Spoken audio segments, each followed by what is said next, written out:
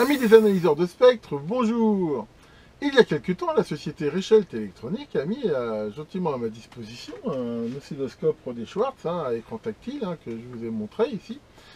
Et aujourd'hui, là, on va dire réitéré, mais avec un autre appareil qui est un analyseur de spectre, un des modèles que la société Richelt Électronique vend, parce qu'ils en vendent plusieurs. Alors, ils vendent aussi des analyseurs Rodé Schwartz, mais aussi un modèle d'une autre marque allemande qui s'appelle Pictech, et c'est le modèle que je vais vous présenter aujourd'hui. Alors l'analyseur de spectre, c'est quoi? C'est un appareil sans doute moins universel et moins connu que l'oscilloscope, mais c'est un appareil quand même, je veux dire, des fois indispensable pour certaines applications. En particulier, tout ce qui va toucher, on va dire, aux radiofréquences. Et je dirais même que dans bien des cas, quand on va mettre au point, je sais pas, des émetteurs, des récepteurs, des oscillateurs, des choses comme ça peut être un appareil qui, à la limite, est plus utile même qu'un oscilloscope. Il y a aussi un autre domaine, alors qui concerne sans doute un petit peu moins l'amateur, mais dans lequel l'analyseur de spectre est vraiment un outil indispensable. C'est tout ce qui va être certification EMI, c'est-à-dire vérifier qu'un appareil que l'on va mettre sur le marché, par exemple, ne rayonne pas sur certaines fréquences au-delà d'une limite autorisée, de façon à éviter à ce que ça perturbe l'environnement. Maintenant, même si on ne fait pas des appareils professionnels, ça peut aussi être intéressant, si on fait des appareils même pour soi, de vérifier que ce n'est pas des émetteurs radio en puissance. Voilà, maintenant l'analyseur de spectre, ça permet aussi, on verra, de faire plein d'autres mesures, mais enfin voilà, on va dire les grands domaines d'utilisation, c'est quand même ça. J'avais déjà fait sur ma chaîne il y a plusieurs années quelques présentations d'analyseurs de spectre et de ses utilisations. Maintenant, c'est vrai que c'était un petit peu au début de ma chaîne, où alors déjà la qualité des vidéos et audio, honnêtement, était moins bonne que maintenant. Heureusement, je me suis amélioré. Et puis aussi, je les avais fait avec un autre appareil. Et en même temps, à l'époque, je faisais des vidéos un petit peu plus théoriques, alors que je vois que maintenant, enfin, des approches plus, je vais dire, pragmatiques, un petit peu par l'exemple, sont plus appréciées. Donc, je vais faire cette vidéo d'aujourd'hui pour vous faire un unboxing et vous présenter ce Pictech 4130, là, ce nouvel analyseur. Et on verra justement des cas d'utilisation pratique d'un tel analyseur, vraiment en faisant des vraies manipulations. Alors allons-y. Voici le carton que j'ai reçu donc de chez Richelt. Et on va pouvoir ici l'ouvrir. Alors découvrons un petit peu ensemble ce qu'il y a à l'intérieur.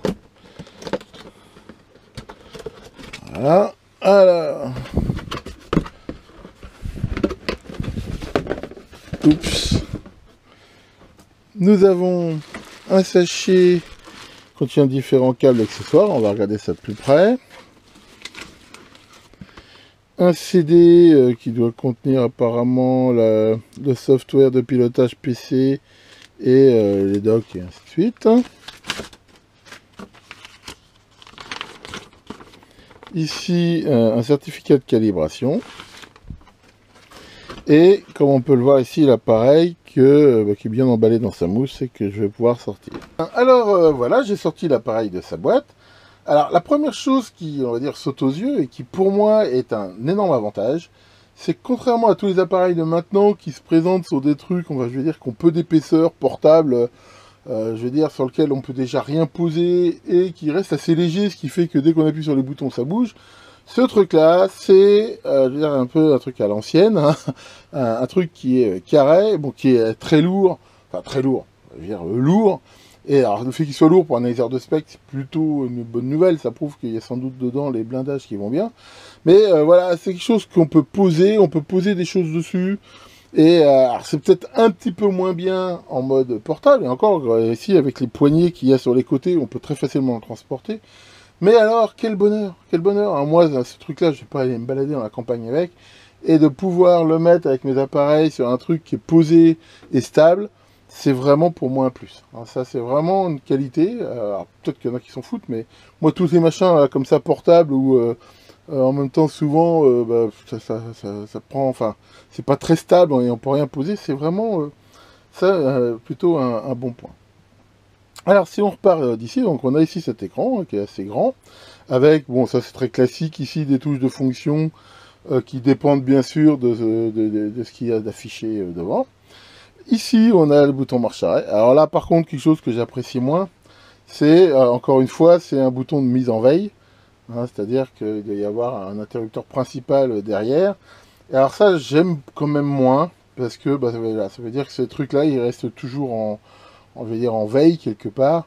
Moi, je trouve pas ça d'abord très économique, même si ça consomme sans doute pas beaucoup. Mais enfin bon, moi j'ai pris l'habitude de brancher tous ces appareils-là sur une prise avec un interrupteur général, mais enfin moi, c'est quelque chose que ça pour le coup j'apprécie pas trop. Mais enfin voilà, donc ici on a ici le bouton de mise en route, ici la clé USB qui va bien sûr permettre de faire des copies d'écran, enregistrer des données, mettre à jour le firmware, des choses comme ça. Et ici on retrouve là, tout le panneau de commande. Alors, bien sûr, ici, l'entrée à 50 ohms. Il y a quelque chose qui est très important sur les analyseurs de spectre, ce qu'il ne faut pas dépasser. On voit que c'est 30 dBm maximum. Hein, ça veut dire que si on met un signal plus puissant, on risque éventuellement de l'endommager. Donc, à ce moment-là, si on a quelque chose, ou même un doute, hein, on verra qu'il faut mieux utiliser des atténuateurs.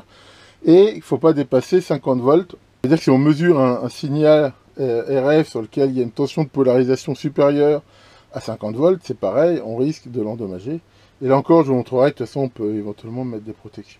C'est déjà bien qu'il accepte le continu, hein. Il y a des analyseurs de spectre, la moindre composante continue, ça les flingue. Il y en a même des hypersensibles où il faut vraiment faire très très attention. C'est des appareils qui sont sensibles parce que justement, ils permettent de mesurer des niveaux assez bas. Mais le prix à payer là-dessus, c'est que voilà, il faut quand même faire attention ici à ce qu'on met. Et ici, on voit une des sorties générateurs. Pourquoi? Parce que, comme je l'ai dit, cet appareil, on le verra, il a ce qu'on appelle un tracking générateur, et qui vraiment augmente beaucoup ses possibilités. Et ça, bah, c'est la sortie ici tracking. On voit que c'est des connecteurs N, ce qui est assez logique, sachant que les BNC, normalement, ne montent pas si haut en fréquence. Ensuite, bah, on retrouve ici quelque chose de très classique, qui va être ce bouton un petit peu multipurpose, qui selon ce qui est sélectionné va permettre de faire varier de façon, on va dire, continue les choses. Voilà, c'est très classique. Ici, un clavier numérique qui va permettre de rentrer directement des valeurs. Voilà, et ici, bah, différentes unités. On verra ça après, plus tard dans les vidéos pratiques. Bon, là, on a les réglages principaux des analyseurs de spectre, tout ce qui va être utilitaire, enregistrement, choses comme ça, la gestion des marqueurs, tout ce qui va être contrôle et affichage. Bon, on va pas tout détailler ici. L'impression, comme ça, à la première impression, je ne l'ai pas encore branché ni rien. L'impression, elle est très bonne. C'est vraiment un appareil de... Enfin, ça veut dire l'impression de qualité est là. Ça fait pas toc. Le contact ici est très agréable. Je veux dire, pour l'instant, mon impression ici est très bonne. Alors, sur la face arrière, nous retrouvons bien sûr l'embase ici, secteur, avec bien sûr l'interrupteur général marche-arrêt qui coupe du secteur. Bon, j'en ai déjà parlé, donc ça, bien sûr, c'est sur la face arrière. Ici, le ventilateur de refroidissement. Et il a différentes connectiques. Alors, ici, quelque chose qui est pour moi particulièrement intéressant, peut-être pas pour mon usage personnel, mais qui peut être vraiment sympa. Comme on peut voir, c'est une sortie VGA qui permet de brancher un moniteur, un rétroprojecteur, une télé, enfin à peu près tout ce qu'on veut. Et ça, c'est vraiment super sympa parce que pour tout ce qui va être éducation, par exemple, pouvoir par exemple brancher l'écran sur un vidéo pro, c'est évident que dans le cadre de formation, c'est vraiment quelque chose de sympa. Et ici, par contre, on retrouve donc trois interfaces, une interface série RS232, une interface USB et une interface LAN Ethernet, qui vont donc permettre de brancher l'appareil, en fait de le connecter à un ordinateur, sachant que je montrerai ça dans une autre vidéo, il y a un soft qui est prévu donc pour pouvoir piloter cet appareil. Sinon, on retrouve ici une entrée de synchronisation, et ici quelque chose que j'apprécie aussi, et qui fait sans doute partie d'un futur projet que je vous présenterai, qui permet de soit sortir la référence interne de 10 MHz, soit justement de mettre une référence externe de 10 MHz aussi.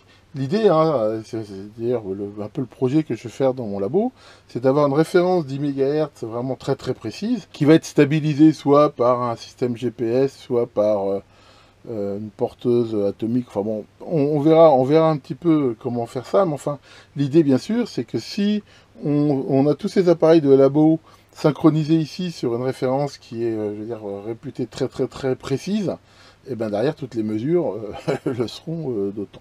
Alors qu'est-ce que nous avons dans ce petit sachet là? ça c'est livré avec. Nous avons ici un connecteur, manifestement un connecteur pour port série. Hein. Ici un câble BNC, hein, de bonne qualité a priori. Bien sûr l'inévitable câble d'alimentation, donc avec prise française. Ici donc un autre câble avec un connecteur N ici et ici, ce qui ressemble fort à un SMA. Ici pareil, cordon USB pour pouvoir aussi le brancher sur un PC. Et deux adaptateurs de type N. Un N vers BNC et l'autre N vers SMA. Donc c'est sûr que ça, couplé plus les câbles, ça donne vraiment, on va dire, la connectique minimum pour pouvoir l'utiliser. Et ben nous allons pouvoir maintenant brancher l'appareil. Hein. Donc ici, je l'ai mis donc allumé en veille. Alors ce qu'on peut voir, c'est qu'a priori, quand il est en veille, contrairement à d'autres, je vois pas là, ou non, apparemment le bouton ici ne s'éclaire pas, ou alors très très légèrement, ce qui n'est pas forcément top de ne pas le voir, mais enfin bon. On va dire c'est comme ça. Alors pour le mettre en route, bah allons-y. Alors la première chose qu'on peut noter, c'est que c'est quand même relativement bruyant le ventilo. C'est ça par contre c'est pas un très très bon point. Un petit peu dommage, hein, surtout que maintenant quand même on sait faire des ventilos moins bruyants. Bon c'est pas rédhibitoire, mais voilà, on va dire on l'entend quand même. Sinon, bon, on a un écran ici qui est avec un très bon pitch, hein, un bon contraste, hein, avec un angle de vue, là, je regarde, qui est plutôt sympa. Donc là-dessus, il n'y a rien à dire. Donc, quand il se met en route, pour info, on peut choisir hein, dans les réglages, c'est quand on le met en route, il reste sur le dernier réglage utilisé, ou s'il vient hein, sur les réglages par défaut, hein, qu'on peut accéder ici par cette touche preset. On remet tous les réglages à leur défaut. Et par défaut, donc, il fait le maximum de sa bande passante, hein, de 9 kHz à 1,5 GHz. Hein, donc, je rappelle, ce qu'on voit ici sur l'axe, ici horizontal, bah, c'est les fréquences. Hein, c'est un petit peu, on voit un petit peu toutes les fréquences qu'il y a sur l'entrée de 0, enfin de 9 kHz à 1,5 GHz. Et ici, on voit l'amplitude. Alors là, comme il n'y a rien de branché sur l'entrée, et ben, ce qu'on voit, hein, c'est ce qu'on appelle le niveau de bruit ici. Alors juste comme ça, pour faire un premier essai, on va mettre une antenne, une bête petite antenne fouée comme ça sur l'entrée. Et comme ça, ça permet de voir, on va dire un peu globalement, voilà, ici, là, dans mon lab, et ben, qu'est-ce que je reçois ici comme différentes fréquences. Et là, tout de suite, on peut vous noter que, bah voilà, on voit qu'il y a un certain nombre ici de pics, et chaque pic ici correspond en fait à une fréquence. C'est-à-dire qu'ici, à chaque fois qu'ici, il y a un pic, eh ben, ça veut dire qu'il y a une fréquence. Et là, on voit déjà un gros avantage sur un oscilloscope. Hein. Si je mettais cette antenne sur l'entrée d'un oscilloscope, bah, je verrais des parasites. Mais voilà, ça serait absolument impossible d'avoir ici ces informations. Alors, il y a un bouton ici automatique. Ici, alors là-dessus, je suis pas sûr que ça rend à grand-chose. En gros, je lui dis, bah voilà, de tous ces trucs-là, c'est quoi qui te paraît le plus important? Et ici, voilà, il me trouve quelque chose à peu près à 280 MHz. Alors ce que c'est exactement, j'en sais trop rien.